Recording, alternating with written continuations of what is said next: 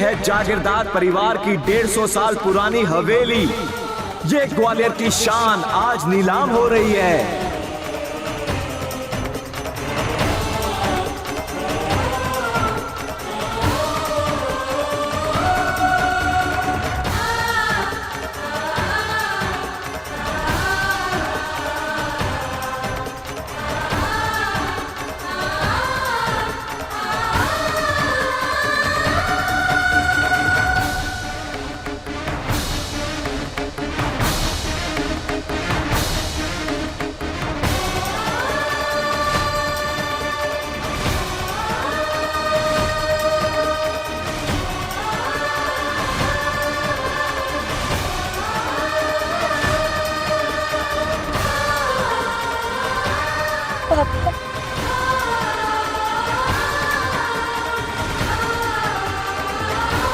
Airport चलो जल्दी।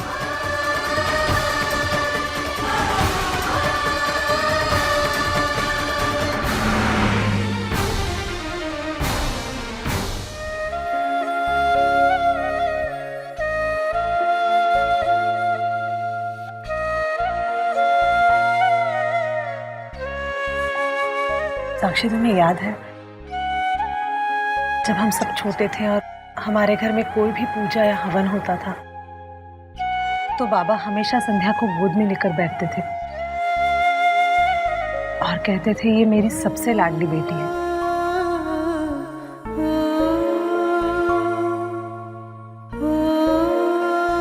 और आज बाबा की बरसी है और हमारी संध्या हमारे बीच में नहीं। काश ताई, काश कि हमारी संध्या आज जिंदा होती। साक्षी थी।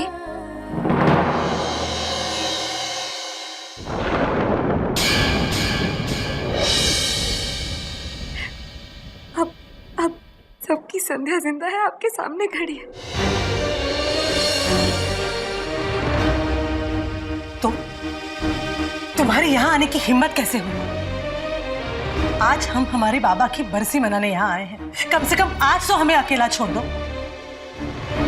ये हमारे घर का मामला है। लेकिन भाई, मैं भी तो इस घर का हिस्सा हूं ना।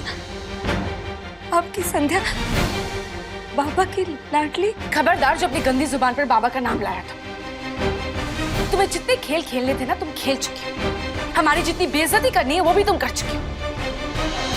अब प्लीज अपनी जुबान पर बाबा का नाम लाकर उनसे झूठा रिश्ता जोड़कर बाबा का अपमान करने की जुर्रत मत करना। मैं अपमान करूंगी?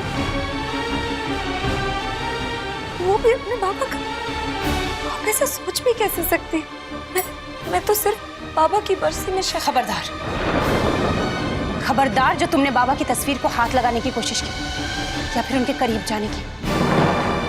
तुम कौन हो, तुम्हारी असलियत क्या है, ये हम सब अच्छी तरह जानते हैं। तुम्हें हमारी बहन जैसी सूरत मिली है, सीरत नहीं। तुम्हारा असली चेहरा हम सब देख चुके हैं। जिन्होंने तुम्हें वृंदा से संध्या बनाया ना, उन लोगों के सामने ये नौटंकी करना, हमारे सामने नहीं। अब चली जाओ यहाँ से। श्रद्धा दी, मैं जानती हूँ कि आप सब मुझसे बहुत नाराज हैं, लेकिन मुझे अपनी असलियत छुपानी पड़ी। मैंने अपना असली चेहरा सिर्फ इसलिए छुपाया ताकि मैं उस जागीरदार परिवार का असली चेहरा सबके सामने ला सकूं, उन लोगों को उनके किए की सजा दे सकूं। आप लोग क्यों मेरी बात नहीं मानते?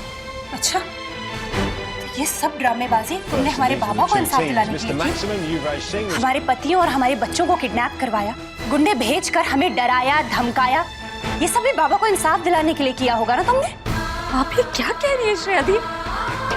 मैं अपने बच्चों को किडनैप क्यों करवाऊंगी? अरे करना तो दूर, मैं सपने में भी नहीं सोच सकती। हाँ, मैंने आप सबसे अपनी असलियत छुपाई, लेकिन वो मेरे मकसद के लिए जरूरी था। आज मेरा मकसद पूरा हो गया है। मैं पूरे जागीरदार परिवार को जेल भिजवा कर आ रही हूं।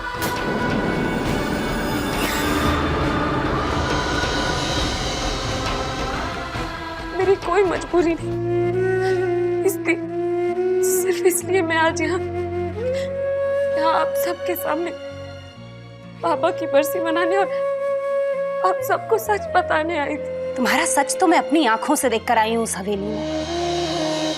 तुम्हारी नीयत, तुम्हारा ईमान, तुम्हारा धर्म सिर्फ पैसा है। सिर्फ पैसों के लिए सब कुछ करती हो तुम। और ये जो इतनी बकवास कर रही हो ना यहाँ, इसके लिए भी तुम्हें पैसे मिले होंगे। ये सब इसकी कोई नई चाल होगी। नहीं नहीं श्रेया दी, कोई चाल नहीं है। मैं आप लोगों की संदेह आई हूँ, आप लोग क्यों नहीं मानते? अरे जब मेरी आंखें नहीं थी तब आपकी आहटों से, आपके एहसास से आप लोगों को पहचान लेती थी। आज आंखें होकर आप लोग मुझे नहीं पहचान पा रहे। शुक्र है कम से कम तुम्हें ये तो याद है कि हमारी संध्या देख नहीं सकती थी। क्योंकि मैं ही आपकी संध्या हूँ। मैं जानती हूँ मेरी आंखें नहीं थी, लेकिन उस एक्सीडेंट में मेरी आंखें वापस आ गई।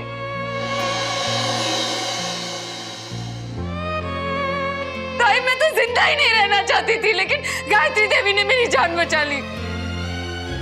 उनकी गाड़ी तुम्हारी गाड़ी के पीछे होगी, इसलिए उन्होंने तुम्हें खाई से बचा लिया। फिर वो तुम्हें अपने साथ ले गई, तुम्हारा इलाज किया और तुम्हें वृंदा बनाकर उस घर में अपना बदला लेने के लिए भेज दिया, है ना? हाँ, ऐसा ही हुआ। लेकिन आपको ये सब कैसे पता? तुम्हारे साथ इतने दिन रहकर तुम्हें इतना तो समझ ही गई हूँ कि तुम क्या कहानी बनाओगी। वृंदा, लेकिन दी, खबरदार जो मुझे दी कहा। तुम्हारा ईमान, तुम्हारा धर्म सिर्फ पैसा है। सिर्फ पैसे की जबान समझती हो तुम, लेकिन इस घर में दिल को समझा जाता है। दिल की जबान समझी जाती है जो तुम जैसे लोग नहीं समझ सकते। ठीक कहा आपने। मुझ जैसे लोगों के पास दिल नहीं होता, लेकिन फिर मेरे पास वो यादें कैसे हैं जो सिर्फ दिल में ही रह सकती।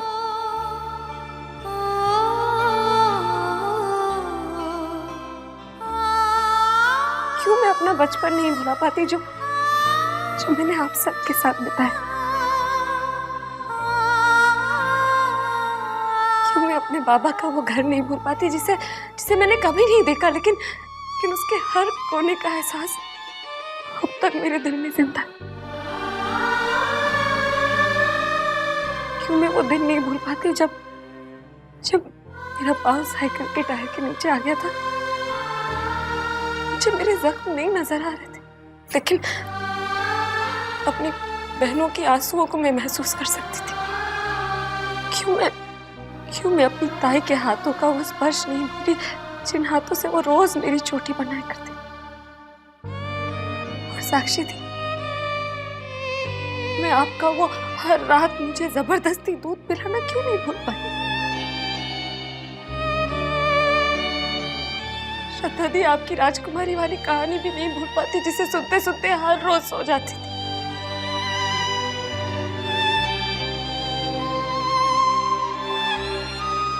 बाबा के हाथ का एहसास नहीं भूली जिसे कभी नहीं छोड़ती। ठीक कहा आपने श्रेया दी, मेरे पास दिल तो है ही नहीं।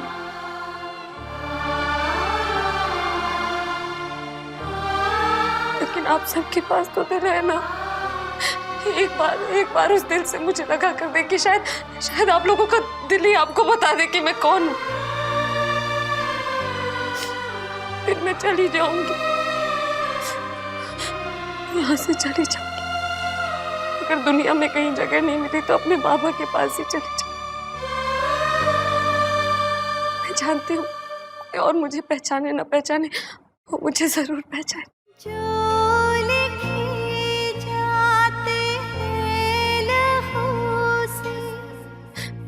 उन्हें तो मुझे बताने की जरूरत भी नहीं पड़ेगी कि मैं कौन हूँ, लेकिन जाने से पहले बस हाथ जोड़ती हूँ आप लोगों के, एक बार मुझे गले से लगा लीजिए।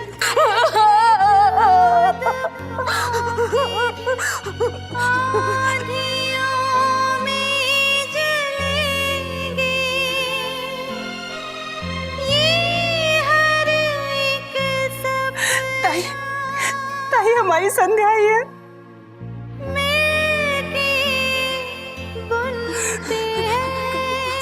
मैं थक गई था, मैं थक गई अकेले लड़ाई लड़ते लड़ते। मुझसे अब और नहीं होता। मुझे कहने लगा लो ताई, आपके कंधे पे सर रख कर रोने दो, आज मुझसे नहीं होता और रोने दो आज ताई।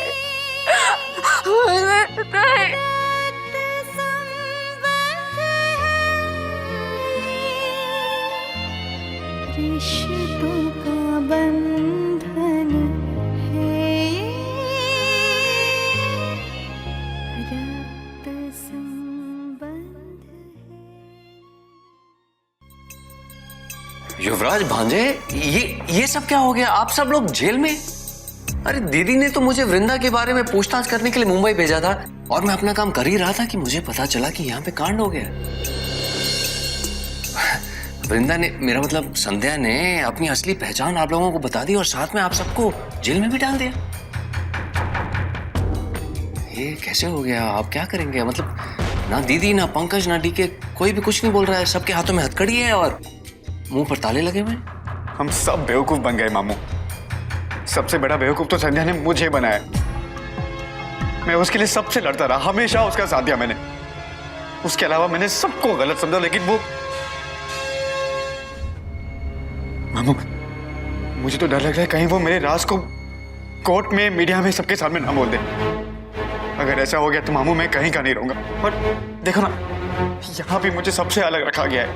मुझे बहुत डर लग रहा है मामू, प्लीज आप कुछ करो। तू चिंता मत कर, टेंशन मत ले, तेरा मामा आ गया ना, सब ठीक हो जाएगा।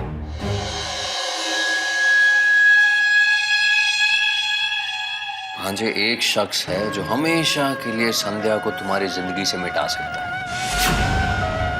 अरे संध्या को ही क्या, उस गायत्री देवी को भी खत्म कर देगा जिसकी शय में आकर संध्या ने ये सब करने की हिम्मत की है। जब दोनों ही जिंदा नहीं बचेंगे तो फिर केस कौन लड़ेगा, सबूत कौन जमा करेगा? एक बार दोनों खत्म हो जाए तो फिर कुछ ना कुछ जुगाड़ करके आप सब लोगों को भी यहाँ से निकाल देंगे। हाँ तो ठीक है ना मामू, जिस किल देम प्लीज, बट हम सबको यहाँ से छुड़ा दो मामू प्लीज। हाँ हाँ युवराज, यही करेंगे, लेकिन इस काम के लिए खर्चा हो जाएगा। मामू, आपको जितना पैसा चाहिए मैं आपको दूंगा, प्लीज हम सबको यहाँ से छुड़ा दो। राजा महाराजाओं की एक आदत नहीं छूटती है। सब कुछ गवा देने के बाद भी वो इस गलतफहमी में रहते हैं कि उनके पास अभी भी सब कुछ है।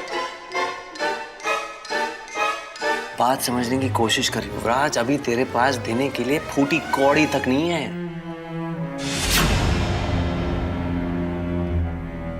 लेकिन मामू, तू टेंशन मत ले, एक बार आप सब यहां से निकले तो सारी जायदाद आप लोगों के नाम हो जाएगी। फिर इस काम के लिए उसे पैसे दे देना। लेकिन युवराज, 25-50 लाख से बात नहीं बनेगी। आप लोगों को कम से कम अपनी आधी जायदाद उसके नाम करनी होगी। हाँ,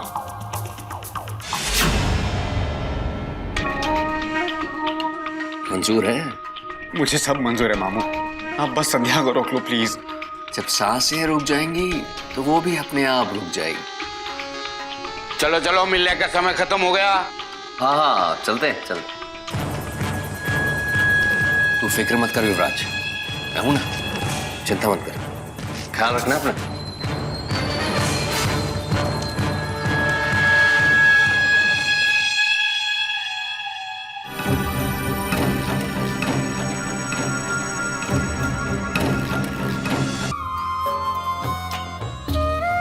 आप लोग मेरे पास नहीं थे लेकिन हमेशा मेरे साथ थे। जब भी कोई रास्ता नहीं नजर आता था या हिम्मत हारने लगती थी तो आप सबको याद करती थी, और आप सबको याद करती थी तो हौसला फिर से बन जाता था। तुमने जो भी किया बिल्कुल सही किया संध्या। लेकिन संध्या, अब तुम्हें अपने बारे में सोचना होगा। अब तुम्हें अपनी जिंदगी एक नए सिरे से शुरू करनी होगी। तुम बस यह हम सबके पास रुक जाओ। एक अच्छा सा लड़का ढूंढ के हम तुम्हारी शादी फिर से करवा दें। हाँ साक्षी दी, वैसे भी हमारी संध्या को तो कोई भी अच्छा सा लड़का मिल जाए।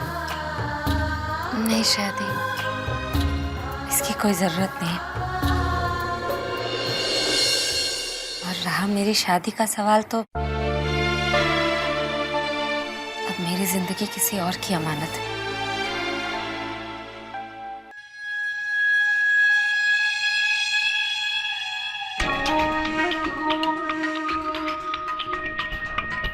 अबू दादा, ये है उस लड़की की तस्वीर।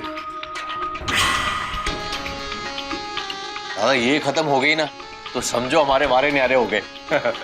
जागीरदार खानदान की आधी जायदाद दादा हमारे हाथ लग जाएगी। उसमें से 2-4 करोड़ आप मुझे दे देना, बाकी आप सब रख लेना। मैं तो हरिद्वार जाके गंगा स्नान करूंगा। सच बोल रहे हैं? मतलब इसको खत्म कर दिया तो आधी जायदाद मिल जाएगी? दादा, आपके सर की कसम। सॉरी, माफी। मेरे सर की कसम दादा, मैं झूठ नहीं बोल रहा हूँ। आप बोलो तो पार्टी के साथ जेल में मुलाकात करवा देता हूँ आपकी। दादा, ये एक शर्त है दादा, इसकी मौत ना इसके घर में हादसा लगनी चाहिए। हाँ, हादसा। उसकी चिंता तू मत कर। कीमत जो मैं मांगूंगा और मौत जैसी तू चाहेगा। मैंने अपने हुक्म का हिक्का ऐसे किसी खास काम के लिए बचा के रखा है। संध्या, जिसे ढूंढने की बात कर रही हो तुम, वो नीरज ही है ना? आता है।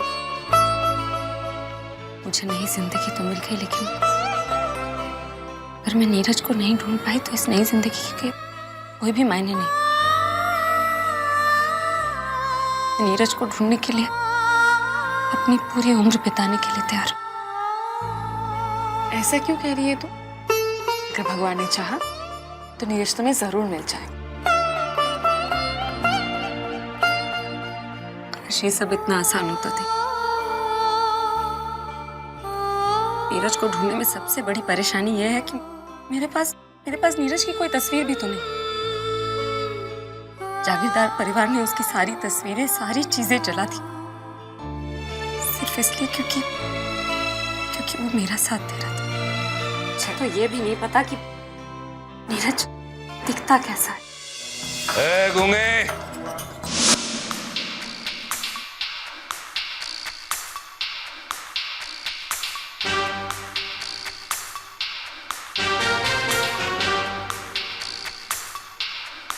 हाँ दादा, मिल चुका हूँ इससे।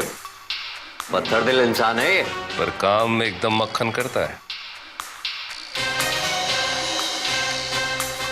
ले, इसको ठिकाने लगाना है